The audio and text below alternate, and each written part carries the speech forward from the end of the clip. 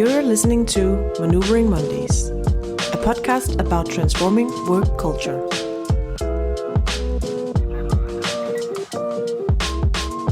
In this first part of the episode, we follow the fictional story of Marie, who's an HR manager in the edtech company Zebra Apps, as she maneuvers the challenges of transforming their work culture.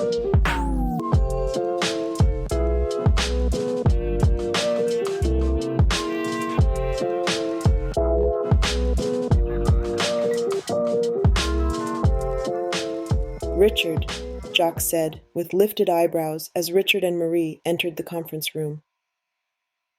Natalie walked over to Richard and opened her arms. He opened his and pulled her in. He held her head to his chest with his hand. "I am so glad you called," he said. "Thank you for being here," Natalie said.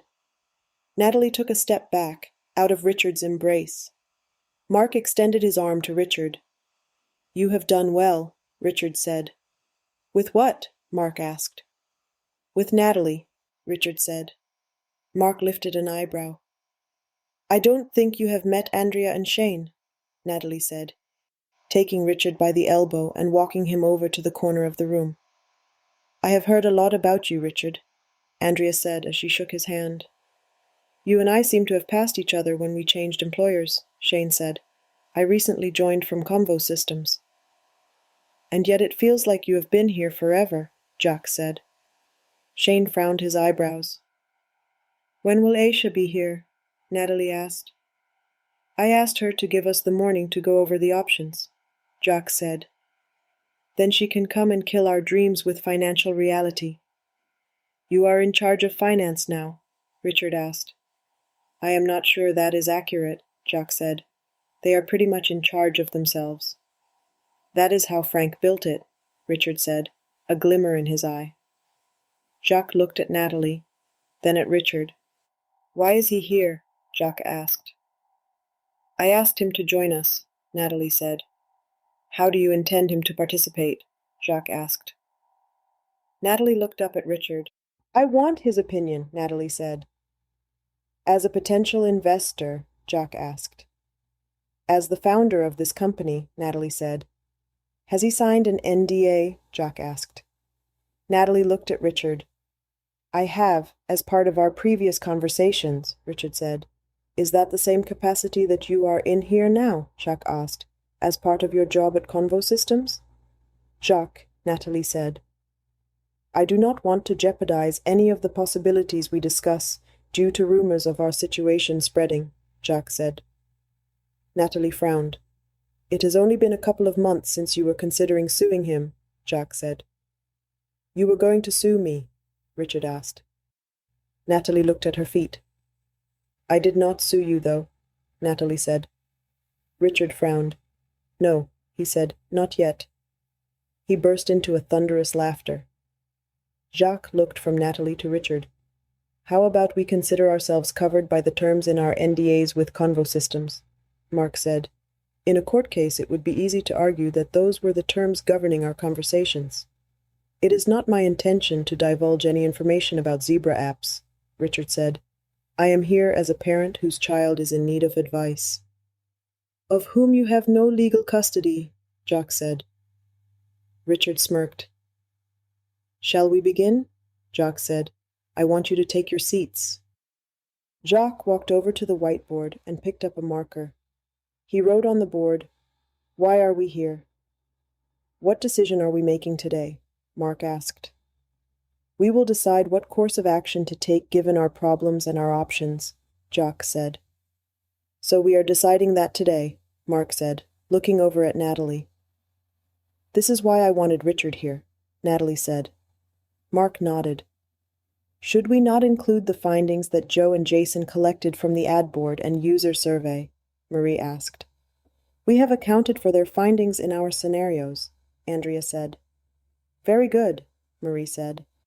"Let's first start by walking through the problems that we are facing," Jacques said.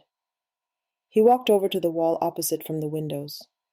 There were a number of meeting charts attached to the wall, with blank meeting charts hanging over them to hide the content. Jacques revealed the first chart. Marie smiled.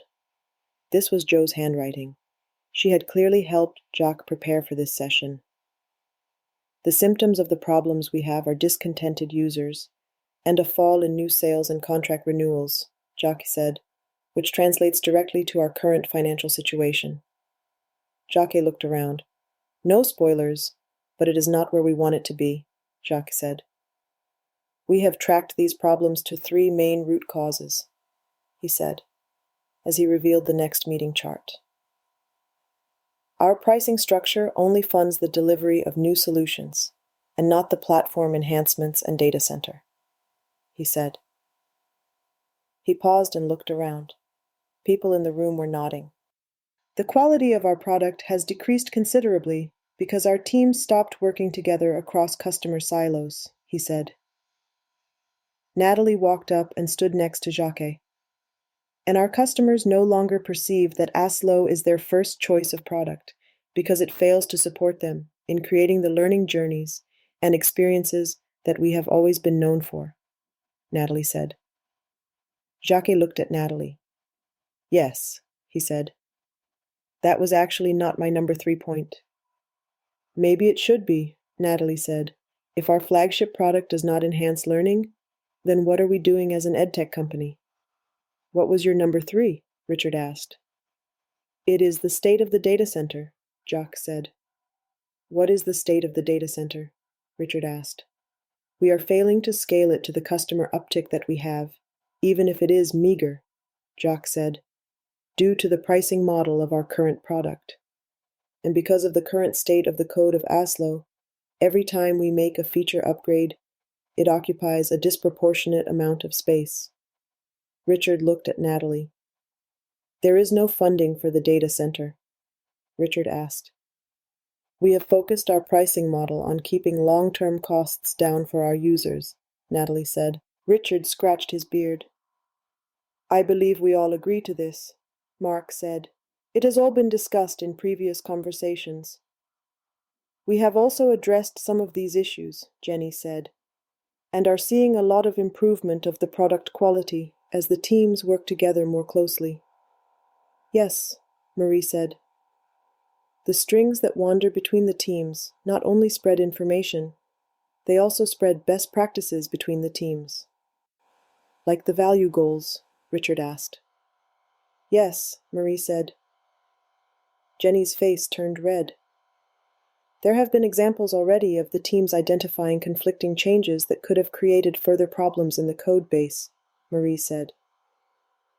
We are flying blind, though, Jenny said. We have lost all visibility into the quality metrics. Not all quality metrics, Marie said. We have metrics on a team level on their boards. Jenny looked at Marie. Marie lifted her palms up to her face. Is the product better? Richard asked. The newest release was better received than the previous, Jacques said. But my sales team are still being met with questions about why the product has become so difficult to use. Yeah, Marie said. That is what I hear from the engineers who have children in schools where they use Aslo. People are happy that it is less horrible than the last release, but are still considering whether it is worth the investment. The user survey that Joe and Jason did shows that same trend, Andrea said. Our users stay with us out of a sense of loyalty, but many are starting to consider alternative options. Richard looked at Andrea. Alternative options, he said. We are no longer the only player in this field, Jacques said. Many other companies have caught up with the trend of using classroom time for teacher-pupil interaction and having instruction delivered as homework. So we have 4 key problems that are the reasons for the poor financial situation that we are in, Mark said. Jacques looked at Mark, then at Natalie. Yes, he said. 4. 4, Natalie said. He wrote Natalie's point about the difficulty of designing training plans in the systems as a 4th bullet on the poster, his handwriting being almost entirely illegible next to Joe's font-like precision writing. Andrea stood up. I do not have posters, Andrea said, but I do have slides. She and Shane walked to the front of the room, and Jacques sat down in the back. Andrea took a clicker out from her pocket and gave it to Shane. We have taken a closer look at scenarios generated by the teams, Shane said. When did the teams provide feedback on this? Mark asked. When we had a big peanut shape in the conference room, Jenny said. Mark looked at Marie. Jenny, Jack and I took the same problems you have just been exposed to and asked for their thoughts on how we should address them, Marie said. The idea of the strings was born during that meeting. So were the scenarios that you are going to be presented with now, Shane said. They needed a more careful look than the restructuring, Andrea said. Are we doing team restructuring carelessly? Jenny said. It was safe enough to try, Marie said, without much consequence for anyone else. You clearly did not have everyone represented to make company-wide product decisions, Mark said. We did not, Jock said. That is why you are being exposed to the analysis done right now. Jock looked at Mark. Mark looked at Natalie. Natalie looked straight ahead. Let's look at the scenarios, Andrea said. I would like to know which scenarios we are going to be looking at, Mark said. Andrea looked at Jock. He nodded. Like a table of contents, Andrea asked. Yes, Mark said. That is the first slide, Shane said, and clicked the clicker to change the slide. We have two main areas that we want to address, Andrea said, and pointed to the slide. As you can see, we are assuming that all scenarios are based on us splitting the product side and the data center. Is that a certainty? Mark asked. There are few dependencies between the two, Jacques said. Wait a minute, Richard said. You are saying that the data center is not needed for Aslo? That is exactly what we are saying, Shane said. Shane looked Richard directly in the eyes. We are also saying that the data center is an asset that can be capitalized, Shane continued. Richard leaned forward in his seat. Shane clicked to the next slide. For the data center, we have the following scenarios, Andrea continued. We can sell the spare parts from the data center and rent out the space, basically capitalizing on the individual physical components. You want to sell it for parts, Richard said loudly, and sprang up from his chair. That is one scenario, Shane said. Richard, Jacques said, let us wait with evaluating the scenarios. Right now, just take in the analysis. Richard looked at Natalie. She nodded. He sat down. We can also rent out the storage space from the data center to other companies, essentially becoming a data storage provider, Andrea continued. She looked around the room. Shane switched slides. And lastly, we could spin out the data center as a separate company, utilizing the current storage division already built into our data center and become a partner to especially health tech companies building large language models, Andrea said. Richard nodded. This is true, he said. I had always imagined that any sort of AI capability would require data separation. It is as if you built the data center for this purpose, Shane said. We could also provide solutions that for AI and learning ourselves, Richard said, based on the data center infrastructure. That is true, Andrea said.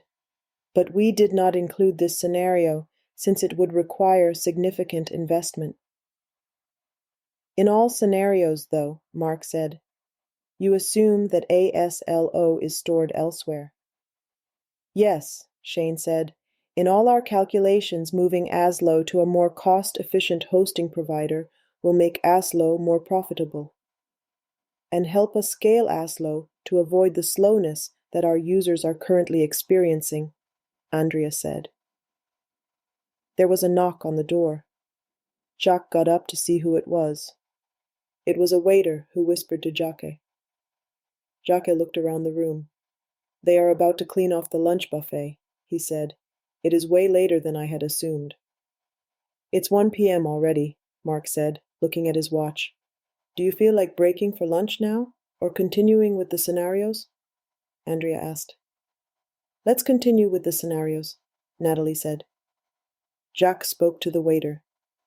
They will bring in some trays of food and put in the back, he said. You can all just help yourselves when hungry. Go ahead, Andrea, Natalie said. Andrea was about to point to the slide when Aisha came into the room. She looked around. "I am not late, am I?" she asked.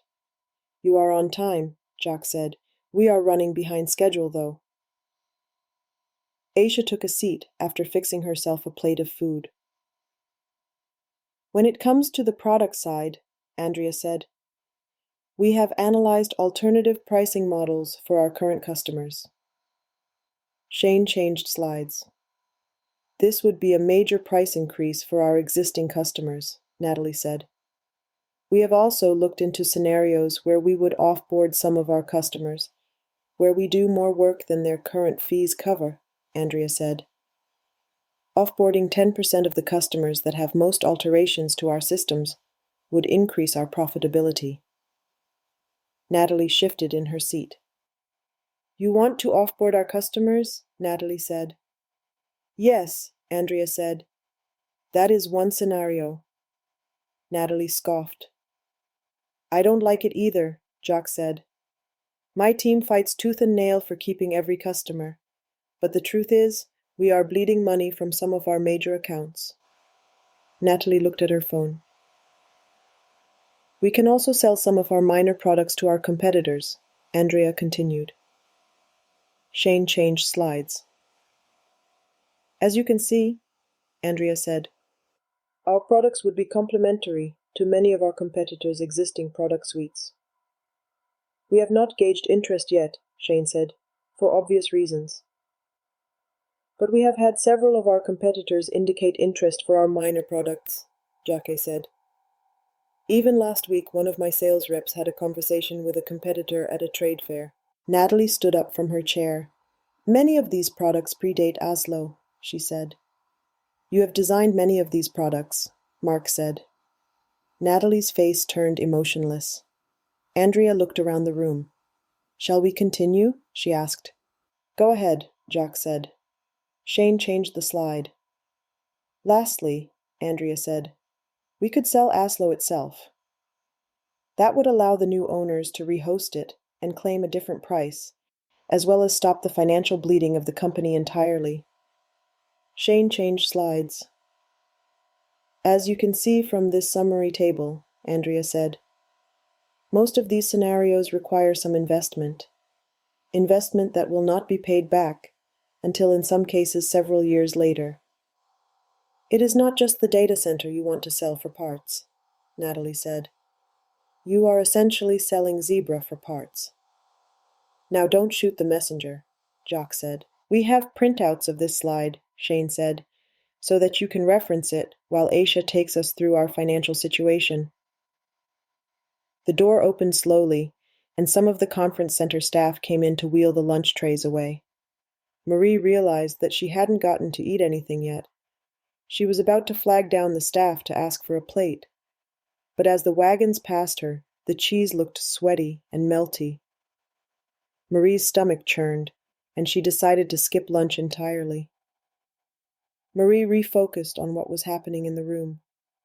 Natalie was arguing with Jacques, with the printout, with the slide in hand. Richard was studying the numbers of the printout. Mark had turned his chair towards the window and was sitting with his hands crossed. Jenny was sipping a can of Coke. "Let's continue," Aisha said loudly, then clapped her hands. Jacques came towards the front of the room. "I know this is difficult," Jacques said, "but if we stand together, we can find a way forwards from here." "Let's see your numbers," Richard said. Natalie sat down. Aisha took a deep breath.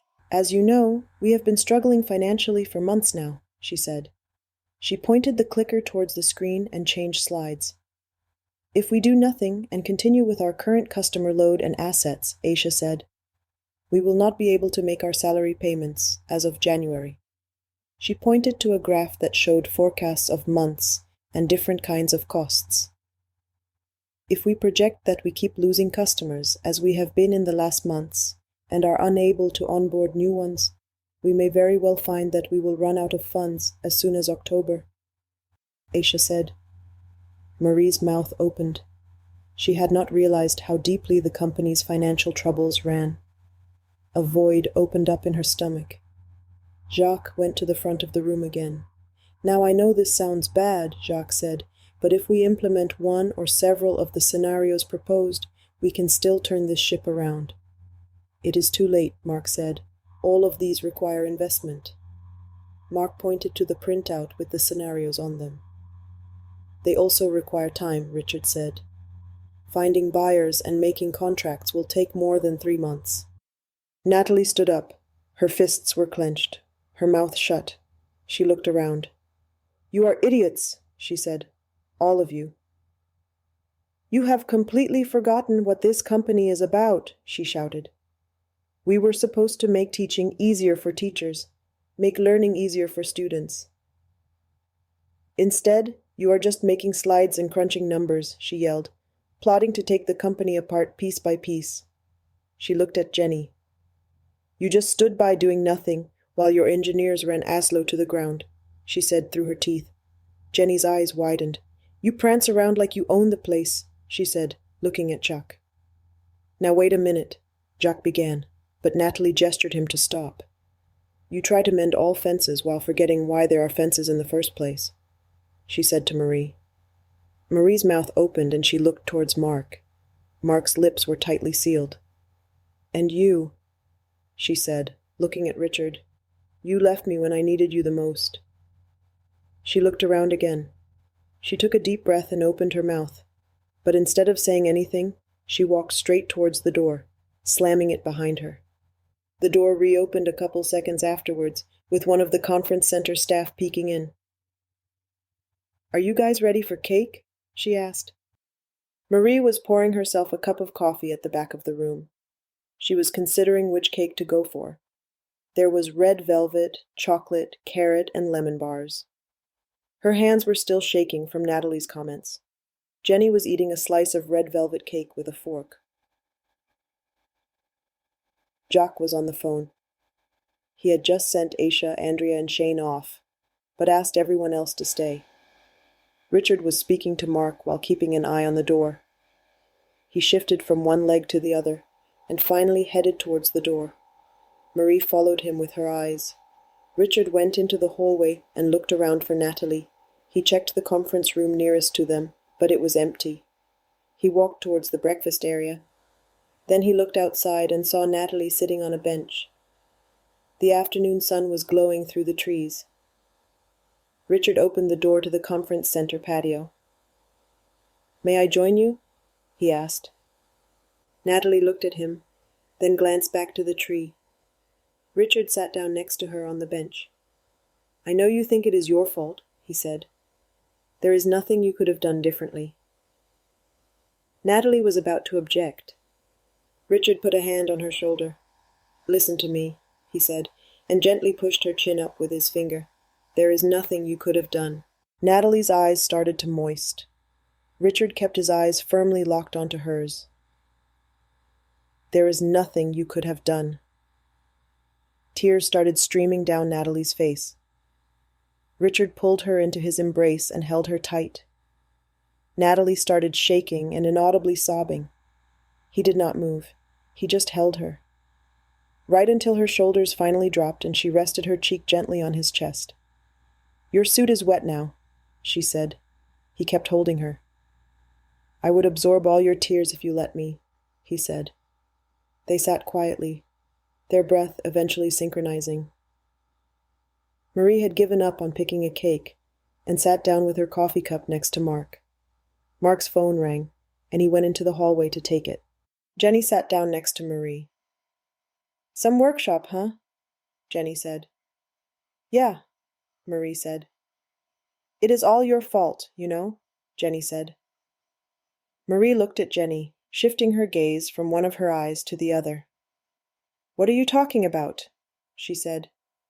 "If you had let me run engineering my way," Jenny said, "we would not be in this mess." "Are you kidding me?" Marie said. "All of your HR voodoo has only made things worse," Jenny said. Marie scoffed. "You had a full mutiny on your hands," Marie shouted. "They were literally throwing water bottles at you." "Only because you insisted on humoring their demands," Jenny said. "I can't believe you, Jenny. Marie said. "After everything, you blame me for your department being in disarray." "I should never have trusted you," Jenny said. "That is your takeaway from today," Marie shouted. "That I have gotten in your way of running engineering." Mark came back in the room. "Jenny," Mark said, "how about you and I take a walk?" "I don't need a walk with any more HR people," Jenny said. "Then I suggest you walk away," Mark said. Jenny looked at him, then at Marie. She threw her plate on the chair next to her and got up to leave. "You are a bunch of bullshitters," she said, and grabbed her bag. She stormed out of the room. Jacques had just hung up his phone. "Where is Jenny off to?" he asked. "She needed a minute," Mark said. "What is the plan, Jacques?" Marie asked. "We still have a decision to make," Jacques said. "Otherwise we will just run out of money come October." Marie's phone vibrated in the pocket of her blazer. Marie looked at it. It was Carrie's mum from Ali's kindergarten. Marie looked at her watch. It was 5:30 p.m. "Shit!" Marie shouted. "Shit, shit, shit!" Marie grabbed her bag and sprinted for the door. "What is wrong?" Mark shouted.